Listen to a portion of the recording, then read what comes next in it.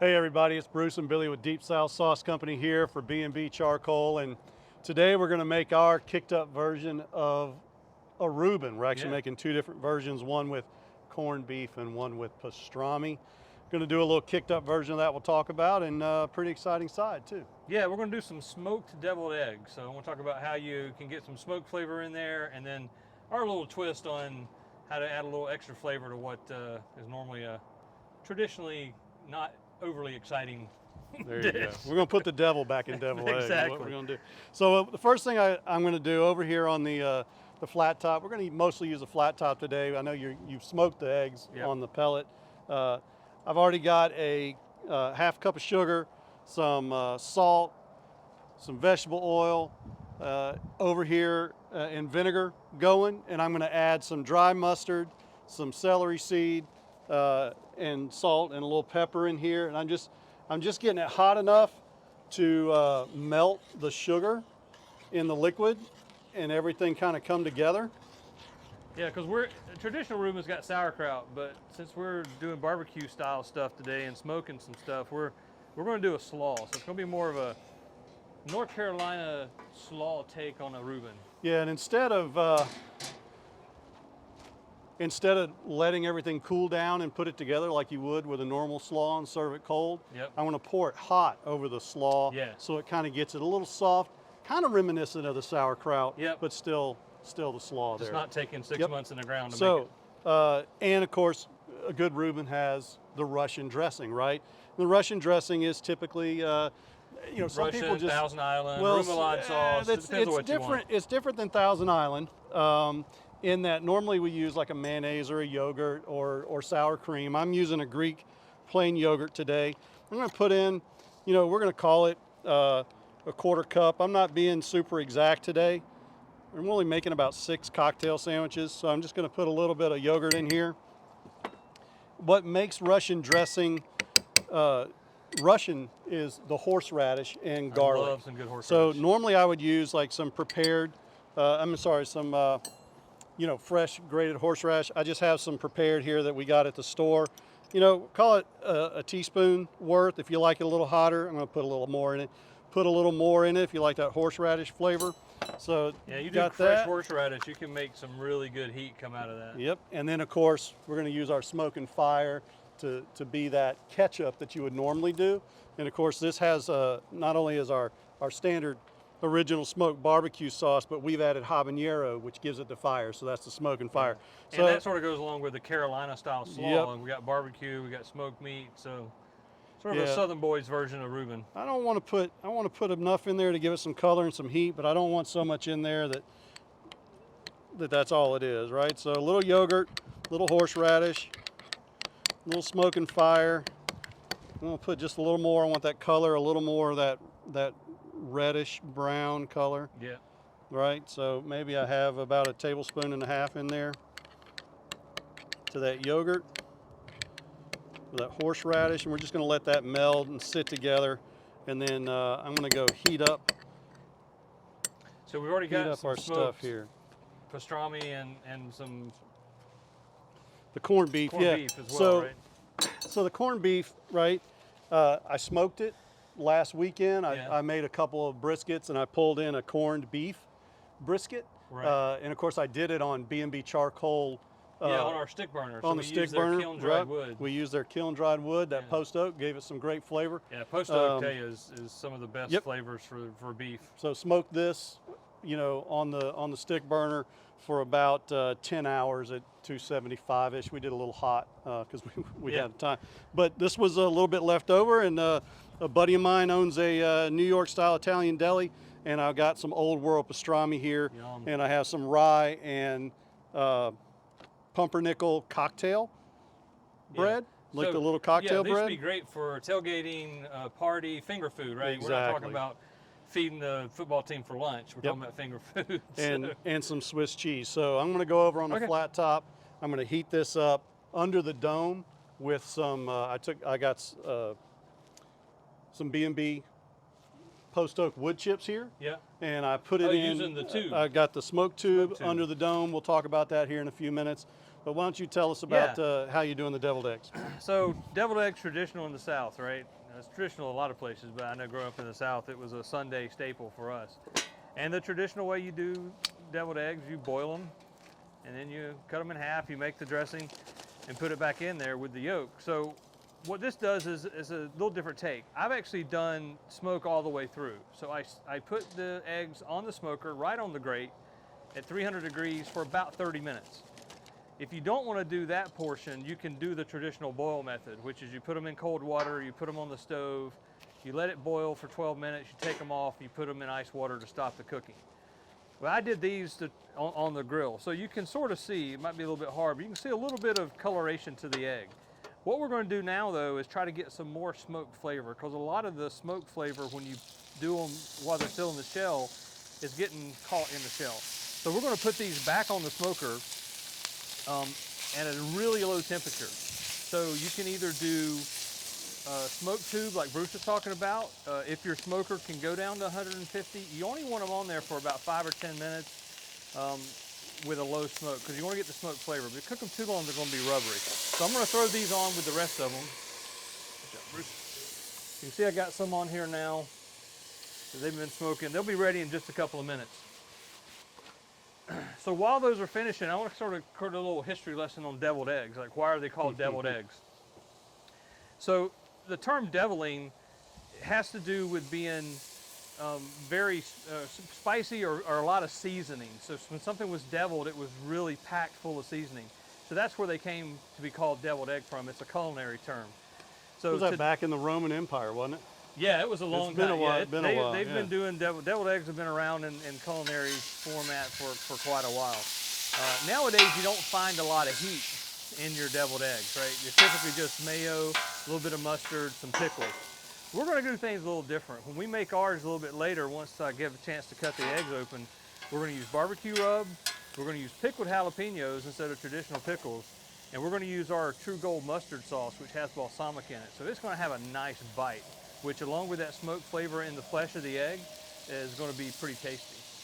So Bruce, how's it going with the sandwiches? Pretty good. I got our little toast. I put some butter down on the griddle. I'm just going to toast one side of them just to give them a little texture. You know, and as you're making the... yeah, I'm going to go ahead and take the ones I've been on there for a while. I'm going to take them off. You got the eggs going. You know, corned beef, we think of that as an Irish traditional meal, right? Everybody does corned beef on St. Patrick's Day and all that good stuff.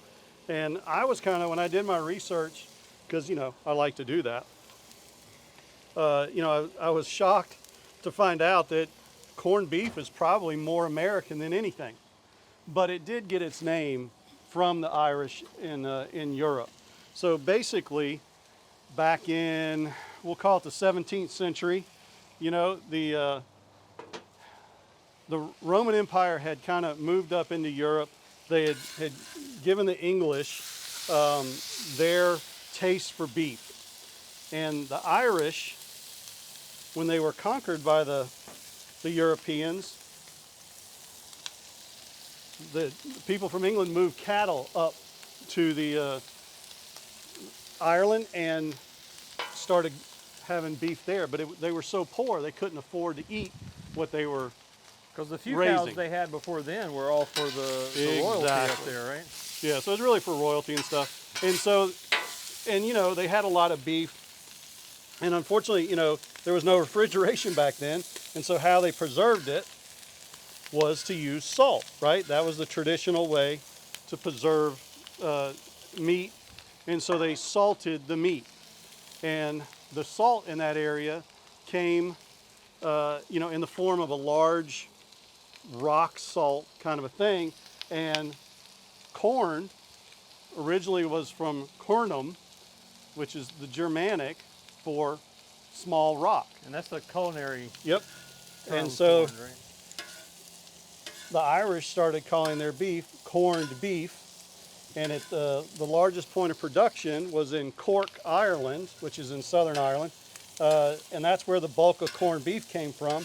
But they couldn't even afford their own product. So they made it, but they shipped it overseas. They shipped it overseas, and of course, when the Irish, during the Great Potato Famine in what was it, 1840, 1860, they came over. You're the better at United, history than me. Yeah, they came over to the United States and settled in New York, and of course, the two largest immigrant populations at that time in New York were the Irish and the Eastern European Jews, and they basically mingled and lived together.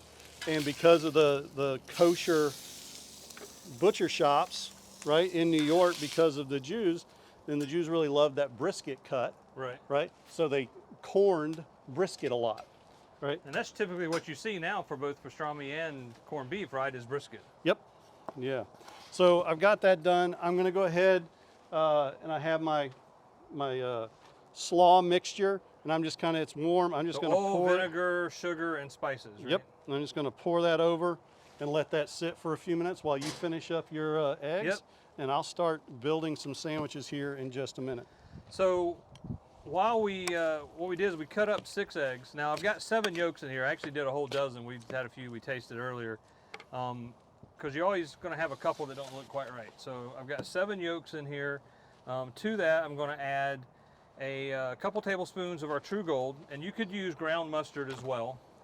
A teaspoon of apple cider vinegar, a couple teaspoons of rub.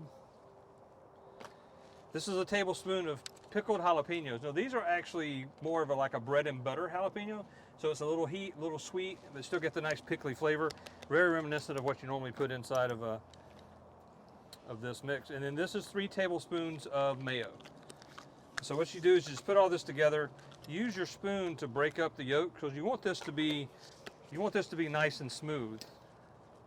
So break it up as much as you can, and then as you stir it, those yolks will break apart. So I'm going to give this a good stir and try to get this.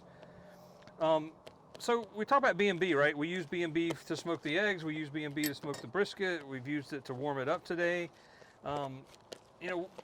They're based out of Texas, so that's why most of their stuff is based in a post oak, right? Because that's the very Texas. 1961, 61, right? They've been a family business since then. Yeah. And they're very responsible in how they do things. A lot of the wood products out there, they use trimmings from construction and all other things like that. Where B&B, they actually use trimmings, but they're from the logs. So a family farm will get their wood, they'll make whatever they need to make from it, and these are actually the logs. So there's no treated products in it. It's all just natural wood. Especially the post oak, and then of course the flavored woods are even better. That is one nice thing I like about B&B. It's it's all natural, it's sustainable, and because of that, when you get their charcoal, especially the B&B competition blend charcoal, oak, it burns really hot, right? Yes. So it burns hotter than, we'll just say, some other commercial charcoals that you would get. So you don't need quite as much. When you're using it on a charcoal grill, right? You don't. So Yep. I'm going to try to make this look a little fancy today. So I've actually brought out my my baking stuff. So I've got a pastry bag, and the reason I have it in a quart jar is because it's so much easier to fill it. So basically, as a trick here, you just put the pastry bag in the quart jar, and then you can fill it without making a mess that you got to clean up later, because I know my wife gets mad at me when I make a big mess. And then I got a nice pastry tip on here, so hopefully these will come out looking pretty decent. I got some chunks in there that aren't coming through quite like I'd hoped. So while you're doing that, so I just I took the bottom piece of toast. I did the pumpernickel with the corned beef, no other reason than I wanted to, and the rye with the other, and I put our Russian dressing on the bottom, right? Yep. And then I put the meat, a nice stack, then some a nice aged Swiss cheese on top of that, and then I'm going to put a little of our slaw and finish off the top. Well, I didn't get it quite blended quite enough, so I'm going to go back to the old-fashioned spoon method here. Won't look quite as nice, but that's what happens when you. Yeah, these in a are hurry. definitely we'll just call these. You know how you can tell a great hamburger is, when you're eating it, it runs down your Sloppy. elbow and stuff.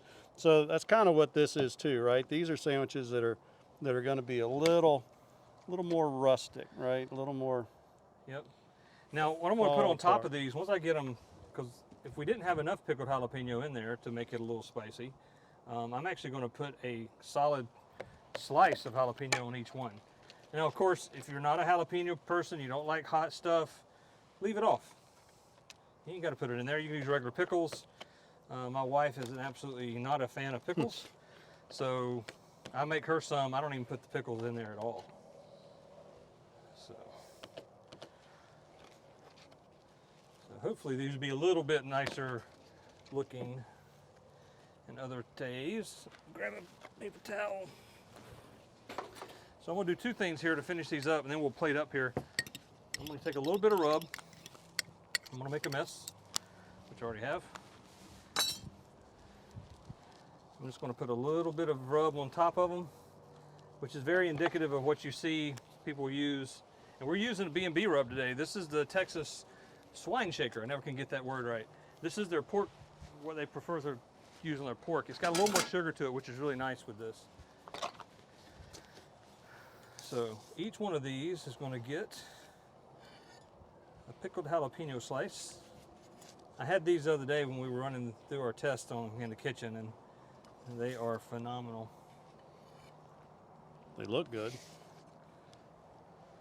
So, but yeah, I mean, you know, I think at one point we're talking about going fishing and take some of that fish and use those cedar planks on it that B&B does as well. Yeah, that's one thing I'm looking forward to is some more things with their products, right? And you know, of course, you and I both love to go fishing. Let me put that up in the middle. Yep.